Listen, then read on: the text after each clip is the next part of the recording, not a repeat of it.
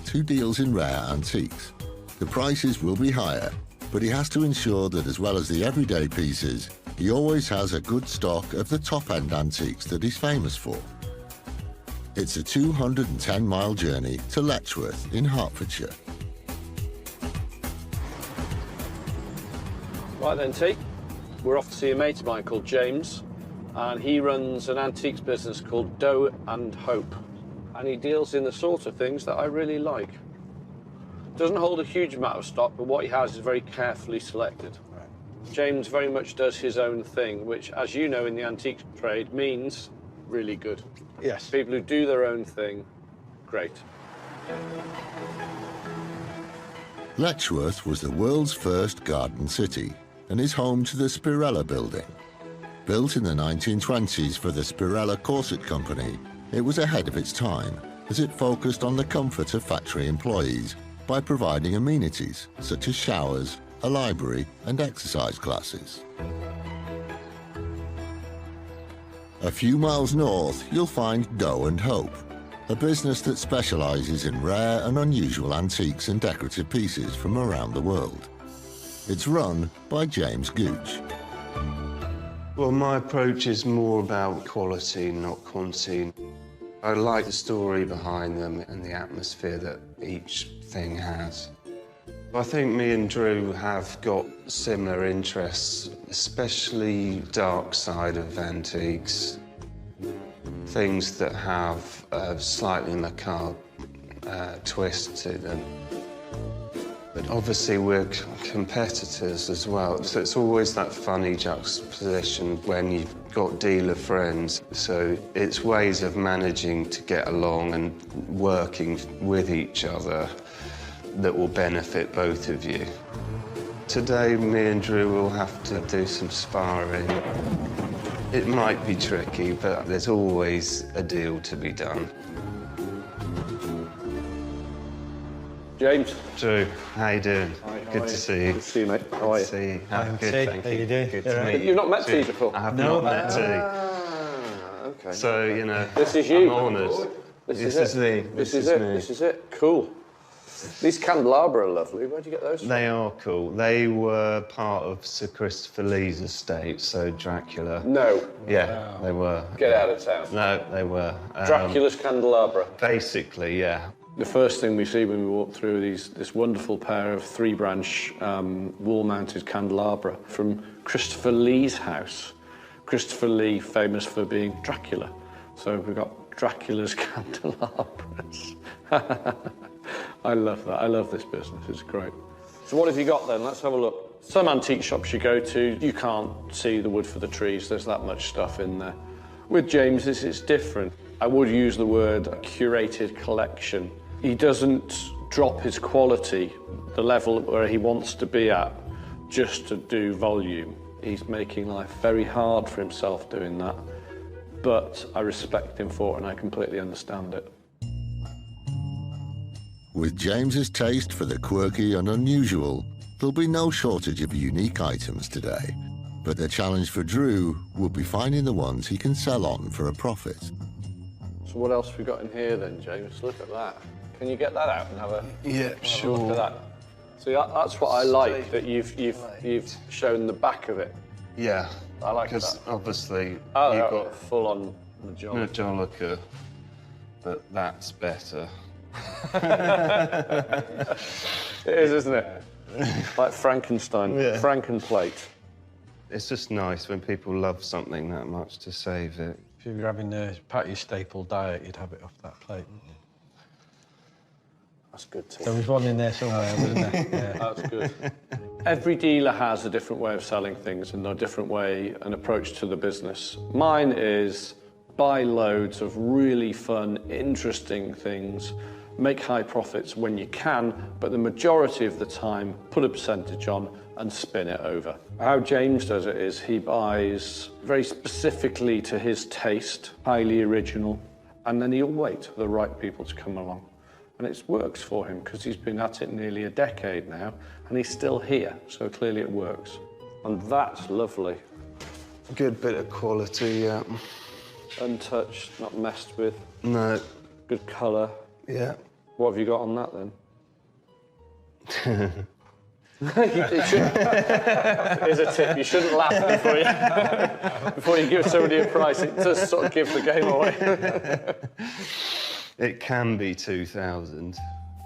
It's a little bit of a challenge when I'm buying from somebody like James because everything's absolutely right, so it's priced accordingly. He's got this fantastic oak 18th century chest of drawers over there. Superb. That's a great buy, but there isn't the margin I need. Loads of things here, isn't it? Really lovely stuff, James. Really Thank you. Nice stuff. Talk to me about this. So it's obviously Gothic revival in aspects. Lovely painted surface. Whether it's been in a church setting, because it's got the pew numbers, it's a little bit weak here. Whether that could be rectified, Really I'm not sure. It's more of a decorative bit of furniture. Have you done any resto to it? No, nothing at all. Oh yeah, that's coming home with me if the price is right. And it's a painted 3-seater small pew. Extremely authentic. You can even see where this did rest on the floor, so it was freestanding on the floor. And you can see the upturn just on the front there, which would have had your foot support across the base of there to keep your long dress off the floor. I really like it. Yeah. It's beautiful. I think this is sort of the first wave of the Gothic. I'd put this around 1830. Yeah. In the 1830s, I'd say. But, you know, what do I know? This is very much in line with the sort of A.W.N. Pugin, who really was the godfather of Gothic. And this harks back to his take on Gothic. I find this stuff fascinating and so pure in its design as well. Despite being almost 200 years old, this pine pew appears to be completely original. It's made in the English Gothic manner, but its clean and simple design suggests it's an early example rather than one of the later, more intricate Gothic styles. It could be worth around £1,800. It's just coming down to price now because unfortunately I'm going to have to take that the thing. movement. I'm going to have to take it. Well, I'm not going to have to take it apart. Alex is going to have to take it apart and re-glue it for me. Give us a price. 16. I'm just wondering what I can get out of it. I don't want to be sitting looking at it. No. Well, what's the very top you could offer? I think it's probably the most money I've ever paid for a pew. It's probably it's a good pew, though. It is a good pew. It is a good pew, but you're going to have to... The customers for this are few and far between. My top offer would be 12.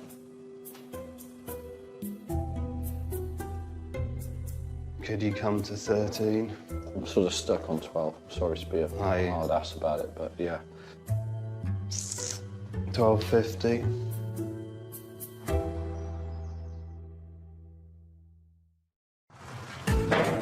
In Hertfordshire, Drew Pritchard is visiting high-end dealer James Gooch, who runs Doe and Hope Antiques. Really lovely stuff, James. He's here to buy those rare and unusual items that are incredibly hard to find. My top offer would be 12. And is trying to do a deal for an original Gothic pew that's almost 200 years old. Could you come to 13? I'm sort of stuck on 12. But it is spectacularly good. Well, 12.50. Yeah, fine. Yeah. Yeah. Okay. Yeah, that's great, thank you. No problem. Fab. Is it number 20? Yeah. 1, 2, 3. Just got to go and find all the others now. Somewhere the rest of them are, or you know, maybe... When I take it from there, do you want me to give you hand putting 21 in? Yeah.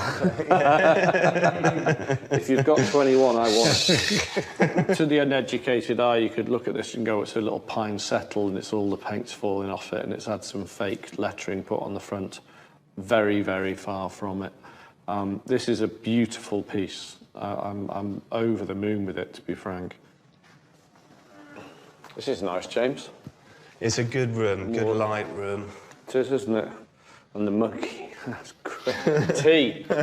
Tea collects well. Tea collects. He does. Normally ones that haven't been live previously. Yeah. To be fair. That's lovely. Lahoust's monkey, I think you pronounce it. I've probably got that wrong, but it's a very small part of Africa they live in, apparently, or used to live in, in this case. And he's on a child's Georgian painted chair. For reasons unknown. Yeah. That's fine. That's funny. If it's all right with you, it's all right with me. Funny what we were expecting today, wasn't it? A monkey on a Georgian chair. I think what James and I both have is an affinity with antiques that really speak to you and that you have to have that are surprising and unusual and beautiful in their own way. I try and buy things that really do speak to me and change the mood, that make you look again, that people walk into a room and go, wow, where do you get that from? Isn't that cool? Isn't that different? That's what I like to do. Whenever he visits dealers, Drew likes to see if there are any items that have yet to go on display. And today, James has agreed to show him the extra pieces he has in his storage shed around the back. Anything in here for sale? Hopefully that. That can be for sale. What sort of money are we looking at? A little Gothic step. Gothic, we've got the Gothic going on today, haven't we? Yeah, we have a bit. These little steps can be used in schools, libraries. These have probably come from a church. They're to get things out the top of bookcases, that type of thing. They're really common, but those were really authentic. And I know with James, he only buys things that are totally original and completely untouched. And I trust his eye. An ideal high-quality item for Drew's shop, these pitch pine steps with carpet on the treads are also in the Gothic Revival style. They're showing years of wear, but it's that original condition that makes them so desirable. They could be worth around £200.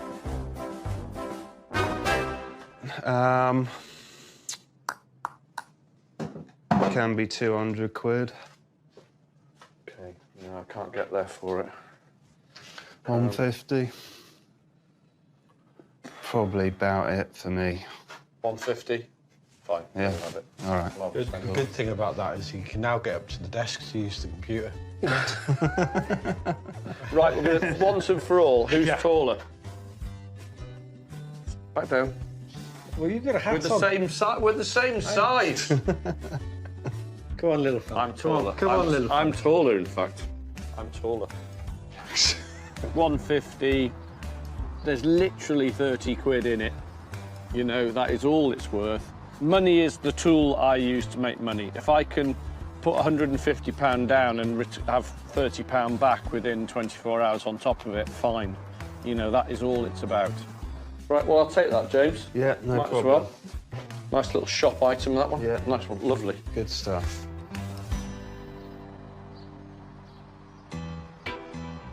I'm extremely pleased with what I bought. I knew today that I wouldn't be buying tons because that's not how James deals. But I knew what I was looking at today, all of it would be good, and I knew all of it would be very authentic and original. The pew, I had to buy it. I couldn't leave here without that. It's a wonderful thing. That would grace any antiques fair in the world, with some work.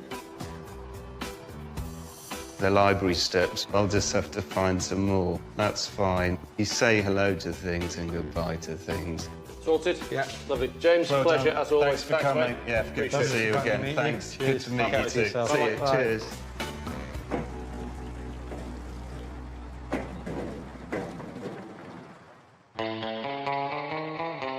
Drew's decision to visit Doe and Hope to buy some quality antiques has paid off. He's got a couple of rare and unusual pieces that will add to his range of antiques at base. We've been to see James at Doe and Hope. You know James. Yeah, I do. So, and we bought a couple of things off him. Cute. Little pair of library Yep. steps, always do well.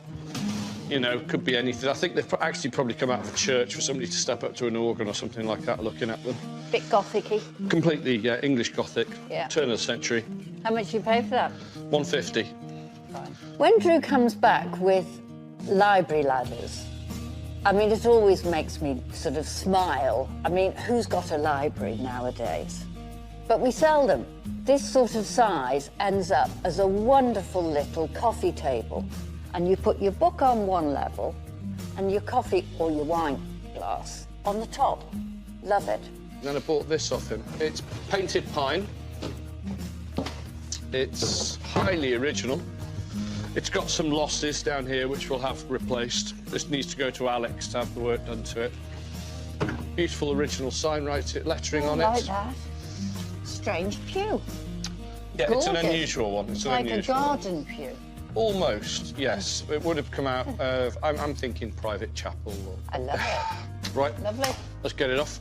I've never seen a church pew like this one, in its sort of simplistic garden bench form. It's simple, it's lovely, it's different. That is beauty.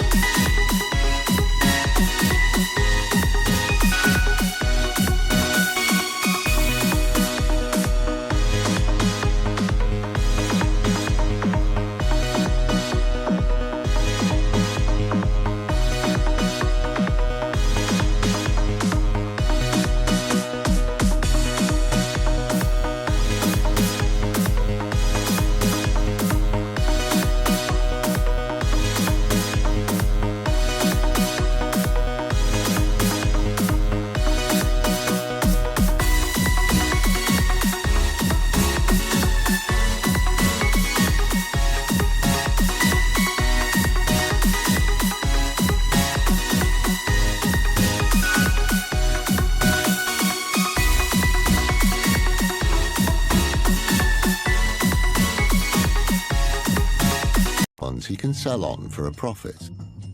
So what else have we got in here then, James? Look at that. Can you get that out and have a sure. look at that? See, that's what I like, that you've shown the back of it.